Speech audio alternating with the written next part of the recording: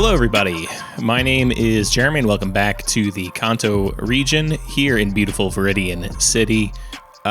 We have a very fun, very special project ahead in this episode, but before we get to that, we've got a little bit of work to do kind of to prepare the area and just kind of close out a little section that we worked on last week. So the first thing we're doing in this episode is working on a little bit of dock area. I don't know. I guess I don't know what the actual proper terminology for this is, but we're building a dock with some light industry on it. I'm trying my best in this project, and I don't know if I'll be successful in this, but I'm trying my best to avoid at all costs building another container port. I've done it too many times now. I am not that interested in doing it again. So we'll see. When we get to the bigger cities, I don't know if I'm going to be able to justify not doing it. By the way, what you just saw there was I'm terraforming a little bit of this area, and some water came up onto the mainland and kind of got itself stuck in the train tracks. You're going to see in the coming episodes, this is just a persistent problem.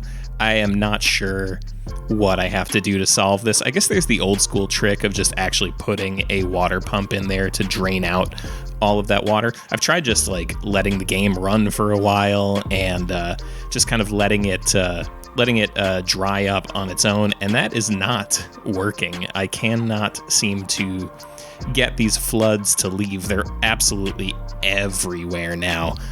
So I guess I'll try that water pump trick and see if that works. But yeah, it's getting to be pretty tiresome, pretty annoying. Anyway, we're kind of I'm off on a little bit of a tangent here, building wise. I was starting to work on these docks, and I saw in real life in Aomori, there's sort of like a bunch of these little parks kind of along the coast that seem to be taking the place of old docks.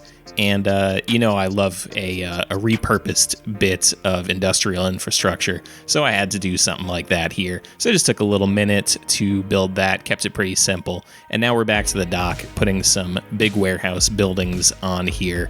Trying to keep this part simple as well. I don't really have like a huge plan for it. I just kind of want to make this coast make some sense. So I'm doing a little bit of warehouses, a little bit of fishing.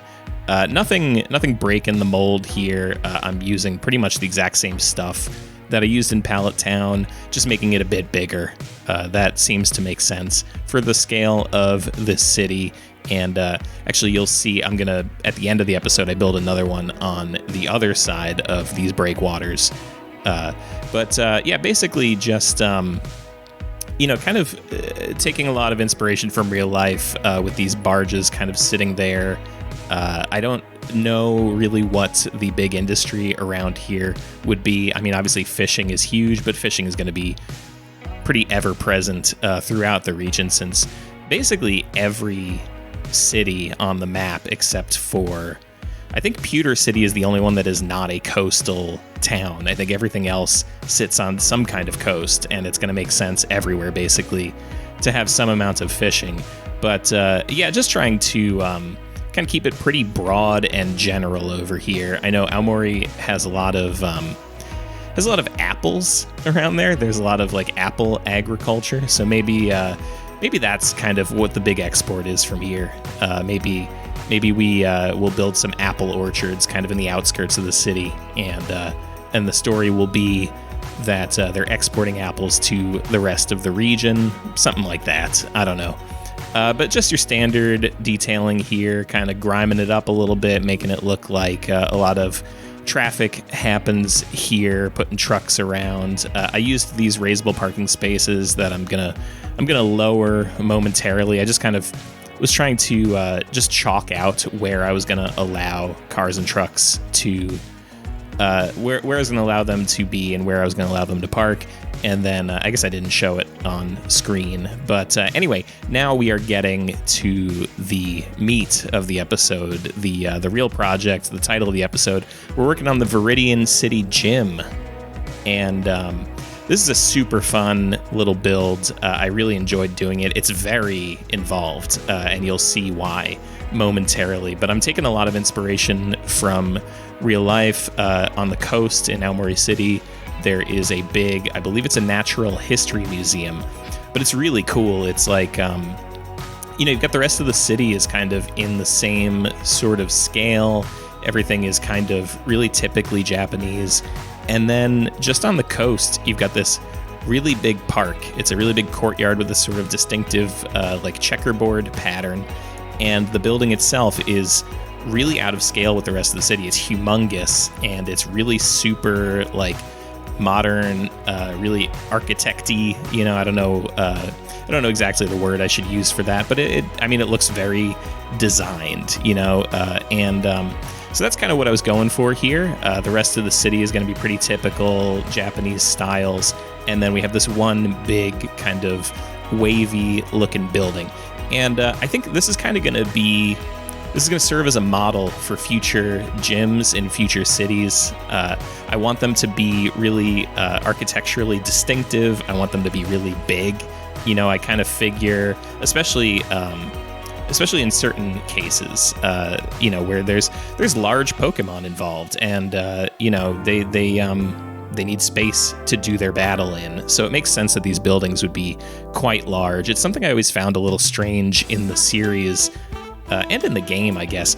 The gyms are frequently depicted as normal-sized buildings, and listen, not to get too nerdy about it, but if you're talking about an Onyx fighting a Charizard, those are two really big guys who have really big attacks. Onyx is going to be throwing boulders around. Charizard's going to be getting up in the air and flying and shooting big flames. You just can't really imagine that happening in a normal-sized building. So I want the gyms to look like big stadiums, big things where big things can happen. And in this case, you've got kind of these two main buildings, and then a little later, I'm going to put a third building here. I kind of picture one of them being an office, one of them being the actual battleground, and then one of them being sort of like a big, not a waiting area, but maybe it's just like a series of smaller fight rooms, because, in the game, every time you get to a gym, there's kind of like there's like a group of 5 to 7, I guess, proteges. I don't know what their role is supposed to be, but just like dudes who hang out at the gym, I guess just trying to learn something from the gym leader. Maybe they are, I don't know, maybe they're like other trainers who are waiting for their chance to take on the gym leader. It's not super clear, but there's always a group of guys hanging out, waiting to fight you with thematically similar Pokemon. And so I figure one of these spaces would be for that purpose. Maybe they're like apprentices, we'll say, and they have their own little dojos where you go and fight them, in smaller quarters. The grand space is going to be for, in this case, Giovanni is his name, the only Italian in the Pokemon series as far as I know. And so I kind of I'm doing this tile pattern, this kind of fun checkered. I am using just these different shades of green in this sort of concentric checkerboard pattern. I think it looks so nice. It definitely looks cartoony, but I guess that's kind of the point, right? This is supposed to look a little ridiculous, really ostentatious, I think is the word that I want to use here. And now I'm going around with these planters, just kind of trying to keep things like pretty random in terms of the placement of these square ones. The other ones are kind of in a pretty specific pattern, but I'm trying to like break up this color pattern just a little bit. It is, very noticeable from afar. So I think once I get these planters and the trees in, it breaks it up in a nice way. It kind of, it makes it a little more manageable to look at without burning your eyes out. And something that happened here, you can see, is I messed up a little bit putting the pattern on here, and I left a little bit too much space underneath that big roof structure. So that was just me kind of coming up with a solution for it. I decided that's a little path in between. I guess like when you're going from fighting all the flunkies to going and fighting Giovanni, that's the way that you walk through, would be my guess. And otherwise, yeah, now I'm putting these trees in, trying to break it up a little bit. It is all still green, which I guess it is not totally breaking it up, but I think like the shadows and like the different shapes and stuff kind of go a pretty long way. This is what I was talking about with The Office. This is, I imagine you go in here like when you show up for your appointment to take on Giovanni. I imagine you probably just pop in here to just say hi and register and like sign consent forms and whatever it is that you have to do. I imagine that's probably a big part of the whole Pokemon battling process, right? Is because, there's people who keep them as pets and there's people who take part in the actual battling. And actually, I don't know if this is like a widely known thing, but you also eat them, apparently. They really take the place of animals completely in the Pokemon universe. It's something that's frequently discussed in kind of a joking matter, which Pokemon would taste the best, and people kind of say that in such a way that they suggest that you don't eat Pokemon. But actually, the Pokedex entry, this is like one of the only random fun facts that I can really remember about the Pokemon video game. But the Pokedex entry for Farfetch'd says that they are eaten. They are, I believe, the leek that he holds. You're supposed to cook him with the leek. That's pretty crazy. If I can find it, I'm gonna put it up on the screen right now. And anyway, now we're just kind of closing it out a little bit. And this is another one of those spaces where the checkerboard pattern kind of stopped matching up. So I decided to put kind of like a big planter structure out here. And yeah, this is a nice little set from the workshop. This is what is this? This is like it's like JP Planter Network or something like that. But it's like a nice generic looking planter that I feel like could probably work in any city. It's a little bit bright for my taste. I like to darken my assets when I can. It's a little bit too white, but it's fine. We live. It's kind of I don't know. I feel like sometimes these bright whites are a little more agreeable in this series versus other ones I've done in the past. It just kind of it makes it look more cartoony, which is kind of something that I am going for a little bit.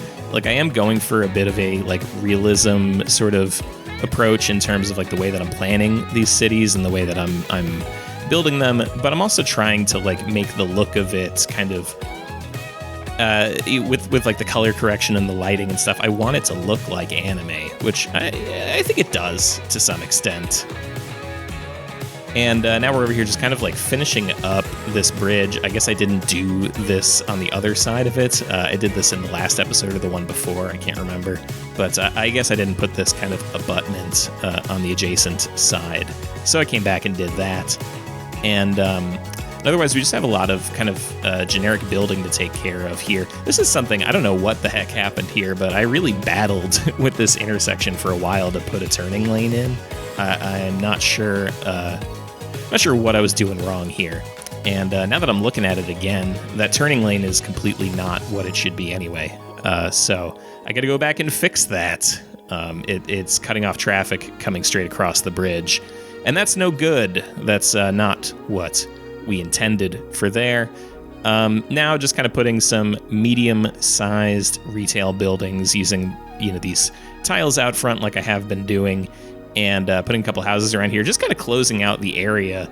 And that's going to just about do it for the episode. This is a bit of a short one. Sorry for that. I just kind of felt by the end of the gym build, I'd kind of like... I'd done enough that it took up most of an episode's runtime, and then I didn't think I had enough runtime to do another special project. So I just kind of called it here So thank you so much for watching my show. I hope you had a wonderful week. I hope you enjoy your next week. I don't know. Thank you so much for joining me. You can follow me on Twitter at Jeremy Thunder. You can support the channel by becoming a channel member. For $5 a month, you get early access to every episode. And you can give me some money in a one-time donation at my Buy Me a Coffee link. Check out my podcast, Generation Loss. Check out the playlist for other episodes of the series. Check out the asset collection. That's in the description of the episode. I think that's all the things I'm supposed to plug at the ends of these. Like and subscribe, all that good stuff. Thank you so much for watching, and I will see you in the next one.